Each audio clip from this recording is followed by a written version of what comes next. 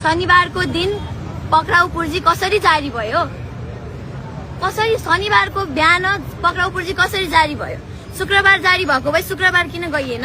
ए नानी रन्देऊ भन्या तिमी सानै छौ क्या? पढ्ने लेख्ने खेल्ने उमेरमा कहाँ आन्दोलन गर्न राजनीतिको कुरा गर्दै अघि अघि बढिरहेको भन्या?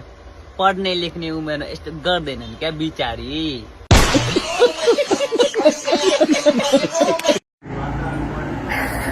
आजको आन्दोलन देख्दा पनि मलाई त लाज लागेर कुरी कुरी भयो है। त्यसमा पनि एकजना कोपिला, सानो कोपिला जस्तो बहिनी हैन, नानी छोरी, हाम्रो छोरी जस्तै, नडराऊ केपी बा जनता तिम्रो साथमा छ अरे। लाज भयो है नानी, सेम सेम सेम भयो। किन भन न, जनता साथमा भएको भए त केपी बाले चुनाव जितेर यति बेला देशको प्रधानमन्त्री भइहाल्थे नि। जनता छैन, छैन, साथमा पटक्कै छैन।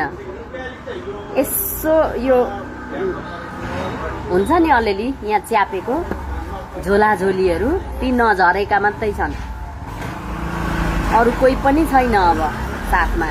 किनभने सही र गलत, राम्रो र नराम्रो छुट्याउन सक्ने भएका चेतनशील जनता चाहिँ जो हिजोका पुराना नेतृत्वहरूले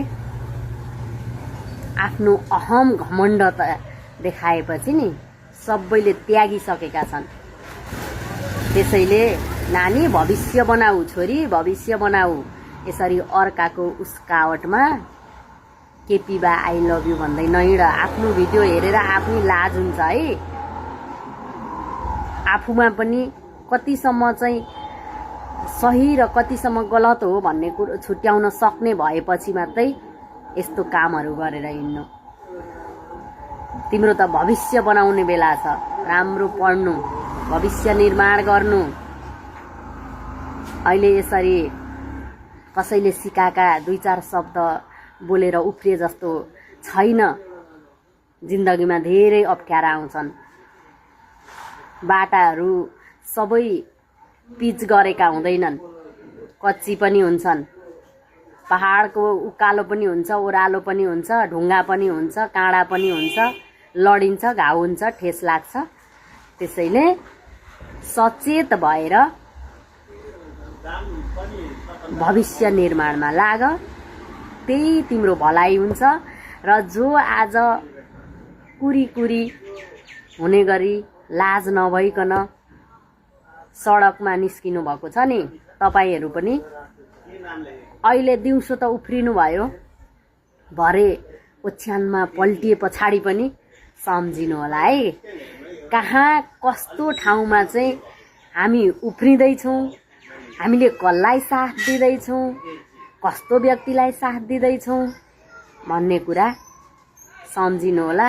तपाईहरू अब यसो सडकमा एक दुई दिन आउने हो, त्यति नै हो मैले देखेको चाहिँ।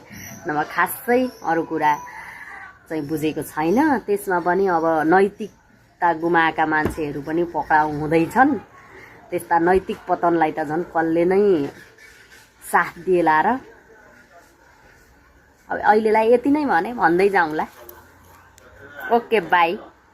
यो भिडियो हेरेर पनि तपाईको आँसु झरेन भने चाहिँ तपाईँ केपी ओलीको झोले हो है। र आज फाइनली थोरै राहतको सास फेरेको छ।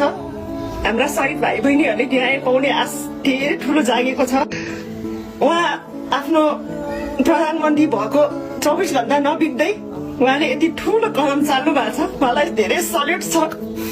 र मेरो प्यारो भाइ सुदन गुरुङ, म उहाँलाई त गृहमन्त्री भइसक्नु भयो, उहाँलाई भाइ नै भन्छु।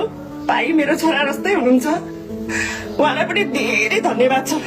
किनभने उहाँले जुन पशुपति आर्यघाटमा मेरो छोराको खुट्टा समातेर उहाँले कसम खानु भएको थियो कि म गर्छु भनेर र म उहाँलाई जतिखेर भेट्छु नि उहाँले भन्नुहुन्थ्यो म गर्छु आन्टी म गरेर देखाउँछु भन्नुभएको थियो आज गरेर देखाउनु भयो उहाँलाई पनि धेरै धन्यवाद अब पनि बुझ्नुहुन्न भने चाहिँ तपाईँ देशमा नेपालमै नबस्नु होला होइन विदेश गएर बस्नुहोस् आनन्दले यतिको पीडा सहेर बस्नु भएको आमालाई सम्मान गर्नुहोस् तपाईँको दिदी पनि पर्न सक्छ तपाईँको आमा तपाईँको अङ्कल आन्टी पनि पर्न सक्छ तपाईँको मामा माइजू पनि पर्न सक्छ